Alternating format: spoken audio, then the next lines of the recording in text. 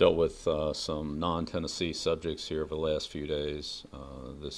At this point, I'm all in on Tennessee, so I'll answer any questions about the Titans, but that's it.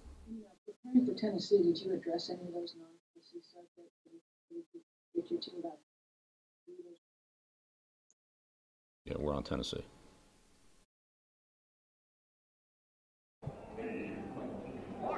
Welcome into Between the Tackles. Michaela Vernava, Doug Kyde, Zach Cox at the Hall at Patriot Place. Playoffs are here in Foxborough. We are fired up. Bill Belichick clearly not fired up about talking about anything that isn't related to the Tennessee Titans, as you just saw right there. Not surprising either that he did not want to talk about all the drama that went down conveniently during their off time, during their bye week. Yeah, well, I think that's partially because he really addressed that topic, I guess, at length on Monday. He discussed it briefly in a conference call with the media, claimed that he hadn't read the ESPN report yet. Then on Monday afternoon on WEI, he addressed it much more extensively. Perhaps he found time to read it in between there. But yeah, didn't want to talk about it today, and that's, I guess, kind of understandable. He's addressed it, Tom Brady's addressed it, Robert Kraft has addressed it, so they're really trying to move past it at this point. Yeah, I mean, at this point, too, I'm not really sure what we could have asked him about this that we didn't already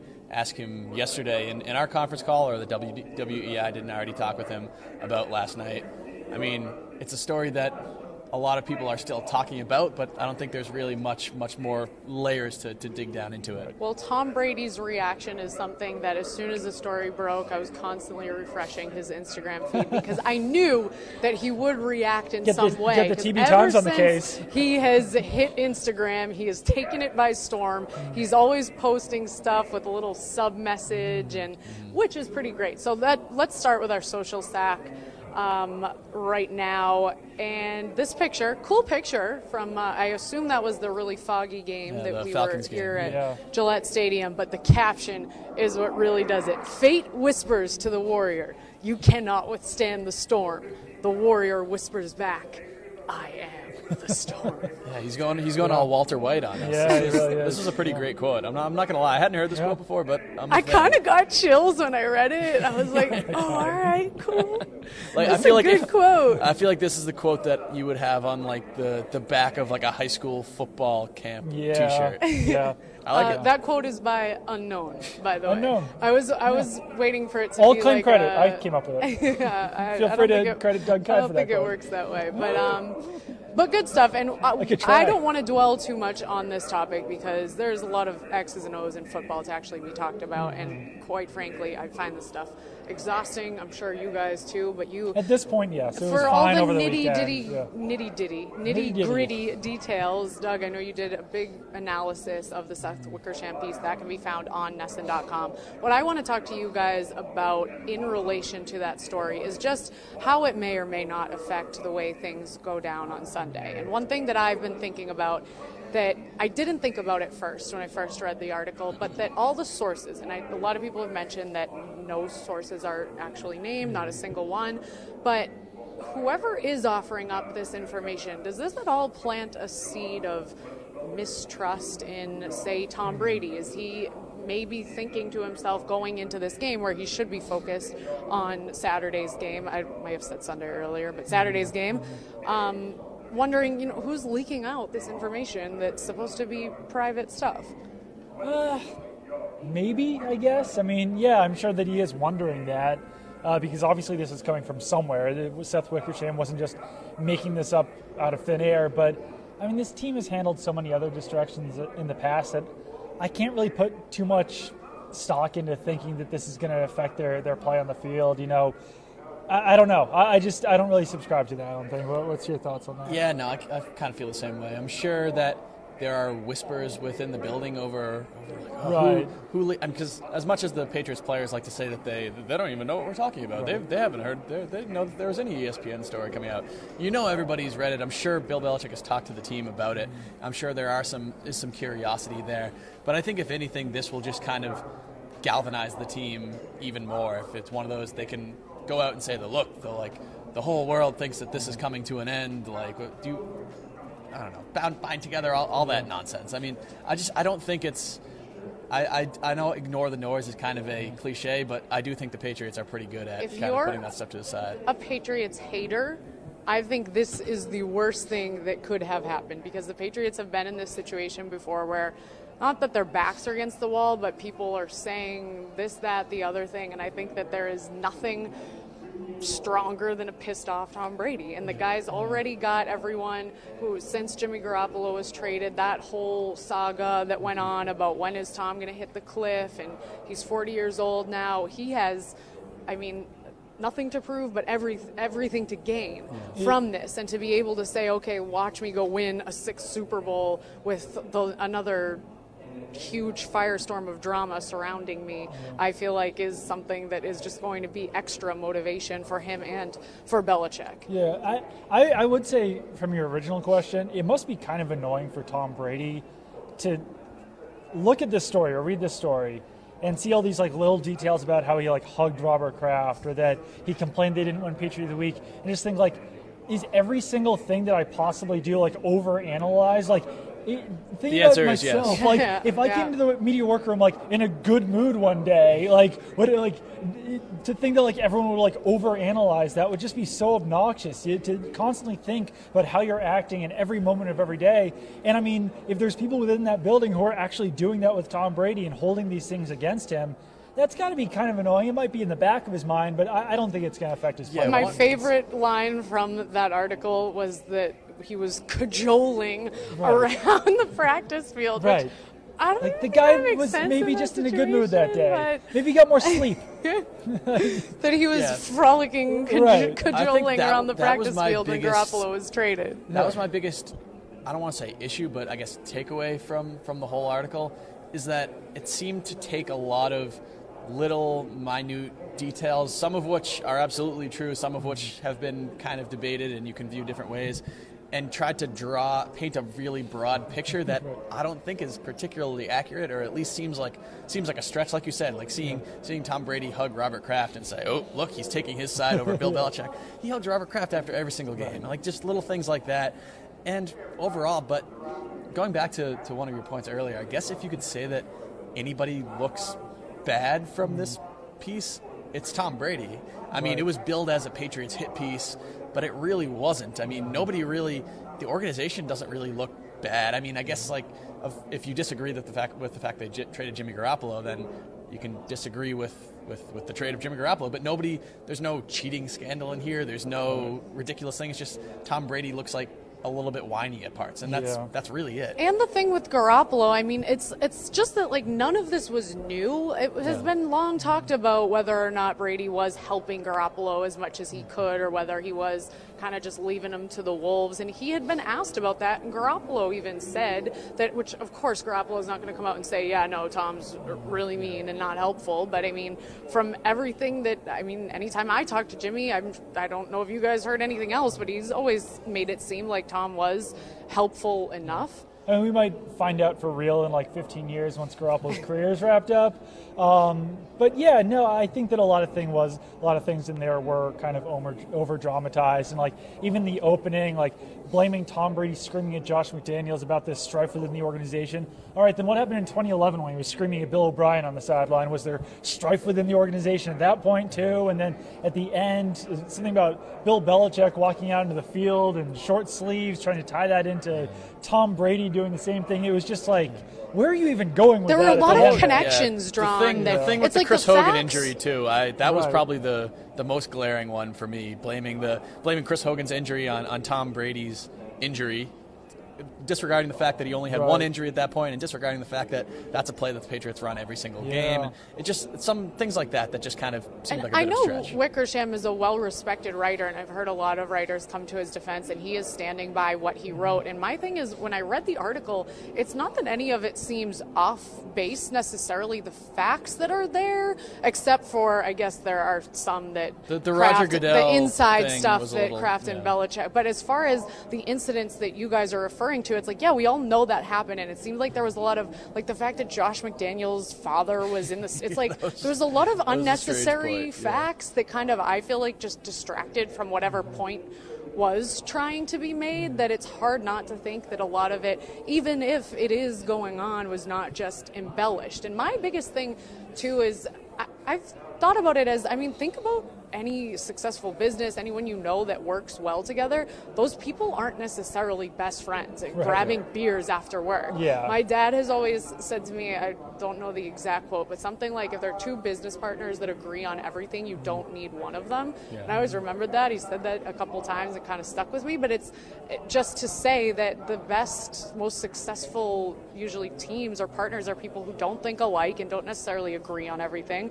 And these guys have been working together for 20 years. And look what they've been able to do. People have arguments. I mean, I have arguments with people that I work with, and no one's going to leave the company over it. Nothing's going to happen. Like, maybe we yell at each other for like a minute, and then that's that. Everyone gets over it. We drop internal the gloves strife in between the times. anytime the camera's off, but then look at us when we're up here. We're smiling. We're having a good time.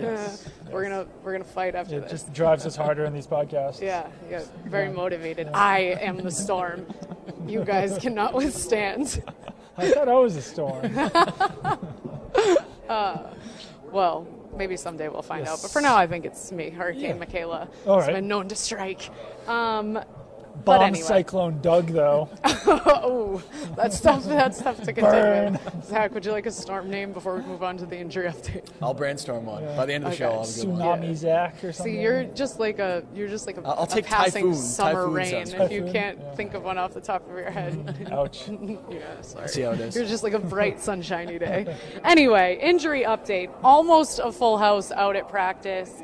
Mike Gillisley and Malcolm Mitchell not out there. But Malcolm Mitchell is the important name there. yes. Especially considering what Bill Belichick had to say about Malcolm Mitchell this morning. He was asked in his morning news conference, just how's Malcolm Mitchell coming along? He returned to practice 2 weeks ago. Haven't seen him activated yet. There was speculation that he could be activated for this week. Now that isn't really looking all that likely, because Bill Belichick said, he's like, yeah, well, he's on the field doing what he has to do. And then the follow-up question was, yeah, I know it's a long process coming back. Long ways to go. Long way, it's like, I know he has a long ways to go after not being out on the field. And Belichick said definitely, like, that's exactly how I would characterize it. So, I have two thoughts on the matter. First thought is, I don't know what injury Malcolm Mitchell suffered. No one really does. But we're, 4 months later at this point? Yeah. And if this guy can't come back at this point, if he's missing practices, and we'll find out today whether it was an illness, whether it was the knee injury. Actually, we won't. We won't, no. And that leads me to my second point, actually. Conspiracy theory. Yeah, I just gave myself a nice little segue there into my conspiracy theory. The Patriots don't need to list Malcolm Mitchell on the injury report. So they can not put him out there during the portion of practice that's available to the media, and then everyone just assumes that he didn't practice. They could do this for the next 3 days. They could do this on Wednesday, they could do this on Thursday, not have him out there for the media portion, then 5 minutes later have him come out once the media's left and he can practice with the team, as a way to kind of trick those Patriots. the Titans into thinking that he's not playing, because he can be activated 4 hours and 15 minutes before the game. Because this game's on Saturday, Patriots can make transactions on Saturday. They don't have to do it the day before like they would on a Sunday. They can do it at Saturday at 4 o'clock. Their game is at 8:15 p.m. So they could activate this guy off injured reserve at 4 o'clock, send the Titans scrambling about him playing, or maybe just some internal strife about him playing. Be like, we had no idea he was playing. He wasn't practicing all week. Blah. I don't know. But that's all well within the rules. I'm not saying this is what they're doing. I love have this. no idea. It's just this crazy theory that, if I were the Patriots, I would do this. Yeah. I'm a big Absolutely. fan of this theory. I also like the theory of doing that, then activating him, making the Titans scramble, and then just not playing. Yeah, then no, he's inactive. Yeah. Well, that would all be interesting, but I'm curious what you guys know about James White, Rex Burkhead, Chris Hogan, essential pieces of the Patriots offense who have been at practice but did not play in the week before. And now I'm confused about. They haven't played in varying. Yeah. Before Rex the Burkhead didn't play in the last 2 games. Yes. James White didn't play in the last 2 games. Chris Hogan only played in one of the final 8, I believe. And he clearly wasn't 100% in that one. So he basically missed the second half of the season. But all 3 were inactive. Yes. Yes. I would In say week that 17 is what I was trying to say. I would say the Don't know fact why that that took me so long. all 3 have been practicing is a good sign, though. James White never missed a practice, so that tells me that injury is not severe.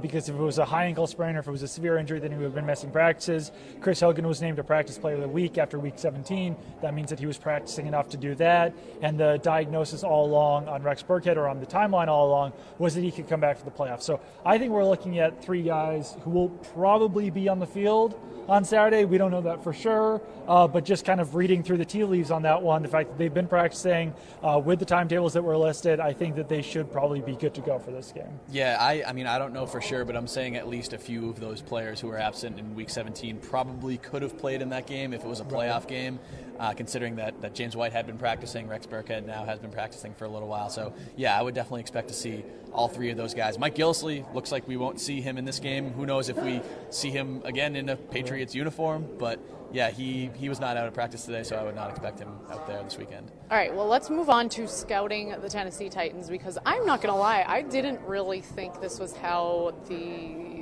everything was going to unfold. I didn't necessarily. They did not. They didn't. Lost in spectacular fashion. And actually, that's where I want to start. Do you credit the Titans' win to the Titans being really great and making a great comeback, or to the Chiefs just sort of imploding? I know that's a tough question to answer sometimes, or from what you saw from that game, and in terms of how it will relate to how the Titans will play the Patriots on Saturday. I would lean towards the latter, that the Chiefs imploding, just because I think that the Titans are in no way, shape, or form great by any metrics or in any way. I think that if Travis Kelce hadn't got hurt, this game could have gone a lot differently. And if Jeff Triplett ruled a fumble when he should have, when he said it was forward progress. Rough day for Jeff Triplett overall. Yeah, then I think that this game would have gone a lot differently as well. So I think the Texans kind of sneaked their way through, lucked their way through, and yeah. Yeah, I think Travis Kelce was probably a big part of the Chiefs' game plan in that game. I always do that. Yeah. Houston, AFC South. Yeah. Titans used to be in Houston. I'm a moron. Here we are. Anyway, okay. I think Travis Kelce was probably a big part of the Chiefs' game plan in that game. I think he had 4 catches for 66 yards. Then he got knocked out with a pretty scary-looking concussion. I mean, he could barely walk off the field after that. Once he went out, really kind of changed the whole complexion of the game. The Chiefs couldn't really get anything done on offense. And then Marcus Mariota, I mean, for all of the crap that he's gotten this year with his kind of plummeting passing numbers, he was impressive in the second half there. I mean, the kid is a gamer. Like we knew that when he was at Oregon. He could run the ball, which is a little bit dangerous against this Patriots team. So the Titans looked pretty good in the second half. But even up until the very end of that game, I thought Kansas City was going to pull that out. I mean, like you said, the fumble on the 2-point conversion that was returned for a touchdown should have won the game for Kansas City if Jeff Triplett hadn't made that call.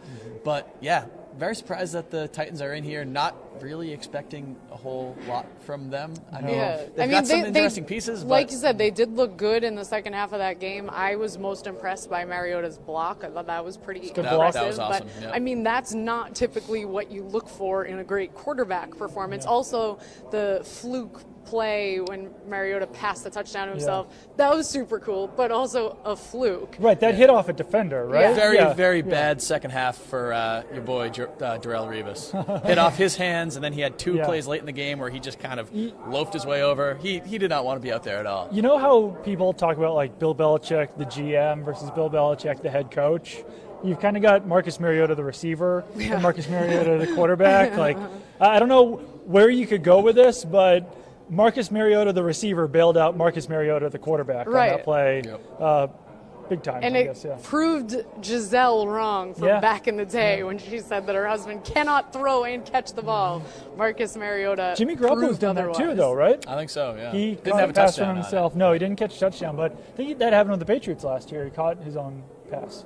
I don't remember that, but that was a cool play. Yeah, but I did go back and look at the Titans' offense's numbers as well as Mariota's. I mean, they're just bottom to middle of the pack in pretty much everything. They're second in rushing touchdowns on the season with 18, but they don't have a rusher with 1,000 yards or over. I know part of that is because Henry and Murray split a lot of their reps, but then Mariota is their 3rd leading rusher on the team.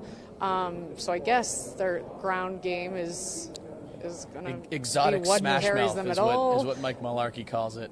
Yeah, it's By the numbers, this team just does not. I don't see how they can come in here and really do anything. It's a strange offense. I mean, they do have two talented running backs in DeMarco Murray and Derrick Henry. Not sure if DeMarco Murray's going to play this week. Right. It's kind of looking like he most likely won't. He's missed the last 2 weeks. And Derrick Henry looked awesome against Kansas City, but take it back 1 week earlier, he had 28 rushes for 51 yards, which is very, very not good. I mean, that one was against the Jaguars, who are one of the best defenses in the league, but still, he hasn't performed at a consistent level. And then that's really kind of the book on this entire I did the same thing. This entire Titans team. I mean, they have talent, and when they're on, they're pretty impressive, but there's just been no consistency. The thing that I meant to add about the only real category where they ranked well and being second in rushing touchdowns on the season is that the Patriots defense has led up the second fewest rushing touchdowns in the league this season, second only to Tennessee's defense, but just thought that was interesting. If they're going to be relying on scoring rushing touchdowns, I mean, that has been a strength of the Patriots defense. Yeah, Tennessee's run D, I think, is pretty decent too, but I think that getting Alan Branch back would certainly help against Derrick Henry, just because Derrick Henry is such a massive presence that having a 350-pound defensive tackle to go up against a 250-pound running back certainly would be helpful. And I think that we could see James Harrison make an impact in this game as well, just because he's such a better run defender than we were seeing earlier in the season from Eric Lee, or even guys like Cassius Marsh, who was in there earlier, or Marquise Flowers, some of these other guys who have played that edge role. I think that we could see James Harrison play a pretty big role in this game against the run, setting that edge opposite Trey Flowers. And I think that those guys are obviously two guys who could match the physicality of Derrick Henry, because Trey Flowers is 265 pounds. James Harrison looks like he's about 450 pounds of pure muscle. And the fact that, he's out there pushing sleds around that are 1,000 pounds, I don't think you'll have too much trouble with a 240, 250-pound running back. Yeah, I definitely think Harrison's going to be an important player in this game, because if you look at a matchup of Taylor Lewan against Eric Lee or someone like that, and then Derrick Henry behind him, that's a pretty clear edge for the Titans. Switch out Lee with James Harrison, that's more of a fair fight. Yeah, and Mike Mularkey even had kind of a funny comment about James Harrison, being like, the guy won't go away. He looks as good as ever, and he won't go away. So I don't think Mike Mularkey's too happy to see James Harrison wearing number 92 for the Patriots. Well, Mike Mularkey on his conference call today talking about how he interrogated Logan Ryan. But it turns out he was full of Mularkey on that. I'm going to fall off my chair, Doug. That actually was kind of funny. Because he was goofing. I kind of like that. That had to be the daddest dad joke of all of Doug's fatherhood. You were saving which that has up been for the how whole many? episode too, right? I wasn't. I'm gonna be completely honest. Came off the top of my head. I know, because I actually teed you up perfectly. You did, yeah. Like I didn't know you were gonna say that. Yeah, I know. Yeah. So okay. I mean, the full Mularkey thing is, I think I've said it like 10 times a day. So it came that was a good one. Yeah, so then, yes, Mularkey, who was full of Mularkey, did laugh and say, "Well, I sat down and had coffee with him." Let's put it that way. Cup of Joe. And Logan Ryan, I mean, how much do you think he really can spill to the Titans that can really be used against the Patriots? You've obviously spent considerable time here, but I think if anyone could, it would be Logan Ryan, just because he's such an intelligent player, and he studies things so heavily that I'm sure they'll change up the signals. I'm sure they'll change up the play calls and everything because he's on the field. But, I mean, I was talking to Julian Edelman last year at the Super Bowl, and he compared Logan Ryan to the mouse who steals the piece of cheese or the little piece of peanut butter on the trap without getting caught. Because Edelman would make that. Yeah, he would. It's pretty good analogy too. It is. And I was really picturing it. He basically said that in practice they couldn't use any signals, they couldn't use any play calls, they couldn't shout out anything because Logan Ryan knew what was coming when they did that. So they had to play against him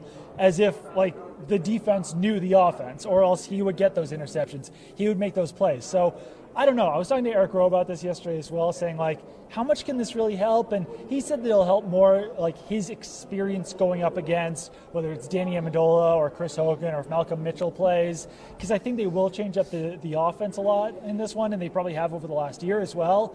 But Logan Ryan is a smart player, and he did play 4 years in this system and obviously studied very hard while he was on this team. So is this a game where Brady relies heavily more on a guy like Cooks, who Ryan hasn't had a chance to play against and kind of know, like, the back of his hands? It could be, but I think this is going to be a big Rob Gronkowski game just because the Titans are so bad at covering tight ends, and they're also not particularly good at covering running backs. So I think this could be a game where you see Brandon Cooks get 3 or 4, 5 targets maybe, and then they're just going to try to pound it in there to Rob Gronkowski down the seam and to Deion Lewis, Rex Burkhead, James White. I think that's really going to be the key to success for the Patriots in this game. I think they can probably beat the Titans, trying to whip it around to Cooks and Chris Hogan, but I think that the easiest path of victory is through Gronkowski. I think one other thing is that when the Titans go into their nickel defense, Logan Ryan shifts into the slot, then that brings a third cornerback on the field, and that role's kind of switched around a few times this season. So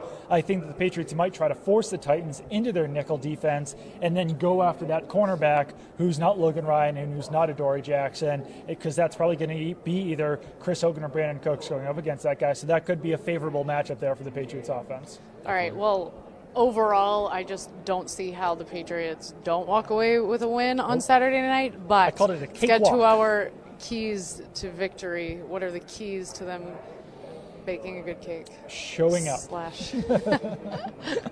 Literally Arriving just to be present. the stadium on time. Doug Kyde's key to victory.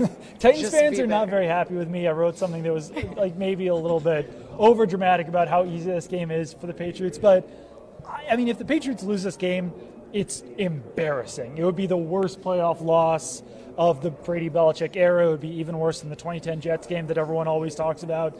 This Titans team wasn't good this year. They had a negative point differential. They rank in basically the bottom half of DVOA, offensive DVOA, defensive DVOA, total yards, total offense, total defense. Like, they're not even a good team. They slipped in the playoffs. They lucked their way into the divisional round. I do not see a possible way that That's the when I Patriots was lose this looking through game. their stats today. They I was would- like, there's everyone got would to have be to get hurt. something that they Yeah. are really, really, really good at that's made them successful. No, and they went No. 9-7. They weren't even like that successful. It was a terrible AFC, and they slipped in, and then they lucked into a Kelsey injury and a terrible penalty. Yeah, I mean, I said last week that I thought the Titans were the worst team to make it into the playoffs, and I still stand by that, even after the way they played in Kansas City.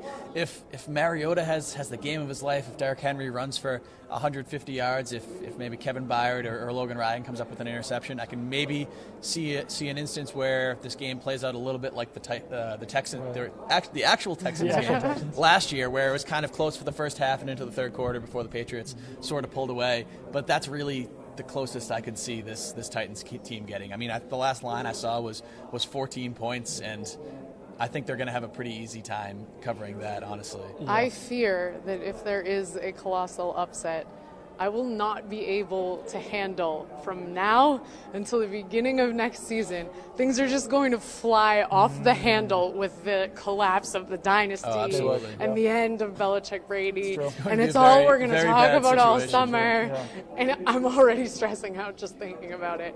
So, I'll also say just about the Titans, I feel like that's a team that's just very happy to have won a playoff game. Yeah, And like they're Mike just happy to be Mularkey's here. comments directly after that game, I think it was on Sunday on a conference call, I think he said, like, yeah, it'll be good to see where our team is at playing against the Patriots. Like, it wasn't even like he was thinking that they were going to win. He's like, yeah, this is a good measuring stick to see where we are in the future about how badly we actually lose to the Patriots in this game. Yeah, he's already gotten his contract extension too, so Yeah. I think he's happy. He's a guy who thought he was going to get fired, probably was going to get fired if they didn't win that game against the Chiefs.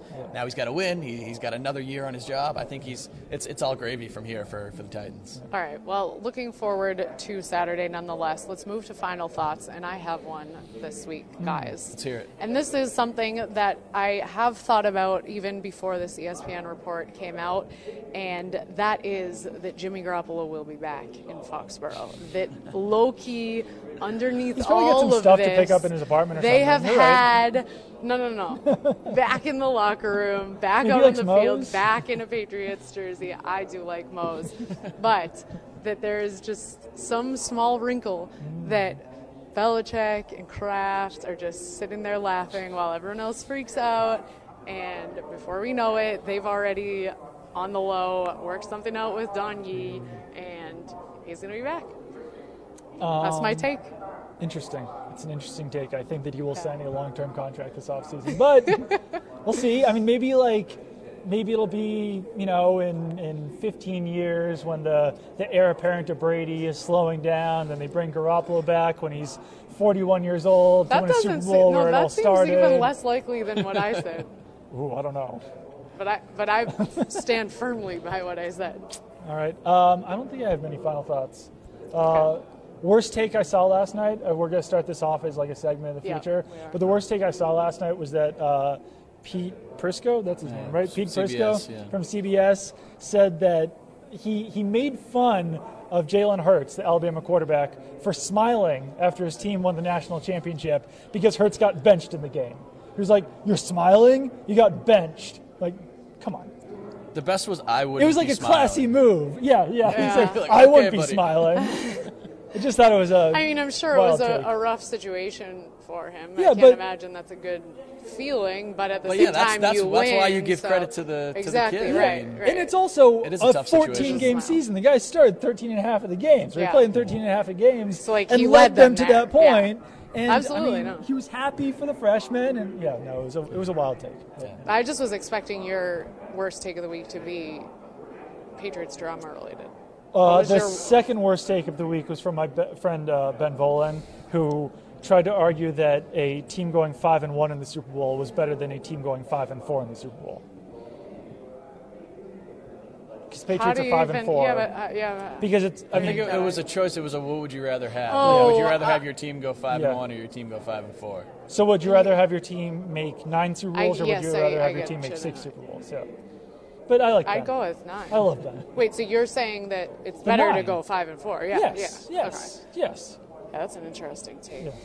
That's a real interesting take. My gears are grinding right got now. that look it's of disgust It's going the on right Joe now. Montana, Tom Brady argument Yeah. where Joe Montana went 4-0 in No, Super Bowls, whereas And Tom I Brady get went that 5-2. argument, but the fact that you I bring your don't. team to Right. 9 Exactly. Super Bowls is, I get the argument, the but only way I can see the other side I of the get- argument is yeah. to say, as a fan, do you want to have that like crushing heartbreak of losing the Super Right. Bowl 4 times? But yeah, I think I would side with Yeah. you. I the would, crushing loss yes, of losing as the a wild fan, card though, round. yeah. Yeah. If you're going to lose at some point in the season, I would rather it be a crushing loss in the Super Bowl than a team not even make the playoffs. Agreed. So that's why I'm baffled by But that. at least Ben did not shame a 20-year-old for being classy. So he's got that going for him. Yeah. Well, we will. I got don't one- even know where to end I on got one that. final So thought. okay, I'm glad. Yeah. Thank Final you, 'cause thought. I was Final thought. I'm excited to see. fumbling for I'm something excited to there. watch this Tom Brady Facebook documentary Oh, thing that's coming out. Which yeah. story about it broke just a couple minutes before we recorded here. I'm particularly excited because it doesn't sound like the Patriots really knew about it at all. They had Nominally? Dun, dun, dun. They nominally knew about it, but it says Bill Belichick probably didn't really have a great idea that Tom Brady was doing an extensive behind-the-scenes documentary, and it says that Bill Belichick is barely mentioned in the documentary, but Josh McDaniels is presented as Tom Brady's kind of like offensive guru, mentor, mindset kind of guy. Interesting. So I'm excited to see how this. I mean, I'm Oh, sure a lot very of it is going to be very, very kind of. I don't When know. I was what the talking to word- our Lots of producer, kale lots beating- of being kale eaten, and lots of yeah. talk about like karma and spirituality. See, and all I that was stuff, talking to our which- producer Mark about it. He said that he got the sense is going to be a lot about his home life and family and friends. And I was like, friends? Outside of football? And he was like, yeah, but then that really got me thinking, like, how does somebody have friends outside of football? And Mark said he probably has lots of friends. But I said, yeah, everyone wants to be his friend, but does he really have real friends? It's true. I guess we'll have It's to tough. watch and find Got out. Alex It's a Guerrero. tough question. He sure does. And that is a good place to end. Tom Brady will be speaking on Thursday. We will be here covering it. We will be here Saturday for the game. It's going to be exciting, so stay with us on NESN.com. And thanks, as always, for listening.